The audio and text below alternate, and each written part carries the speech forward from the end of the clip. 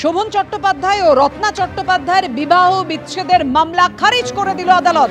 আলিপুর আদালতে বিবাহ বিচ্ছেদের মামলা খারিজ হয়ে গেল। 2017 থেকে যে মামলা চলছিল।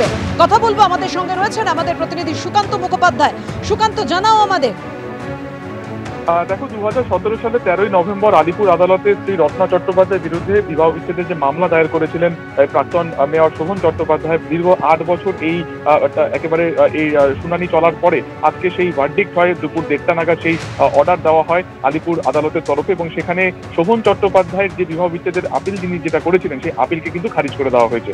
আদালত সূত্রে যেটা খবর যে তিনি তার আপিলে ক্রুয়েলটি সহ টাকা 9-6 যে অভিযোগ রত্না চট্টোপাধ্যায়ের বিরুদ্ধে করেছিলেন সেই সম্পর্কিত কোনো প্রমাণ তিনি কিন্তু আদালতে করতে পারেন, এবং সেই কারণে তার যে আপিল রয়েছে ছিল সেটাকে কিন্তু খারিজ করে দেওয়া হয়েছে। তার পাশাপাশি রত্না চট্টোপাধ্যায়ও কিন্তু একটি আপিল করেছিলেন বা আদালতে একটি আবেদন করেছিলেন যে তারা একসঙ্গে থাকতে চান, সেই আবেদনও কিন্তু একই রকম ভাবে খারিজ করে দেওয়া হলো। অর্থাৎ দীর্ঘ এই 8 বছরে বিবাহ বিচ্ছেদ সংক্রান্ত যে মামলা ছিল সেই মামলা কিন্তু দুপক্ষেরই যেহেতু আপিল খারিজ করে দেওয়া হয়েছে, তাই আইনত তাদের মধ্যে কিন্তু বিচ্ছেদ হলো না।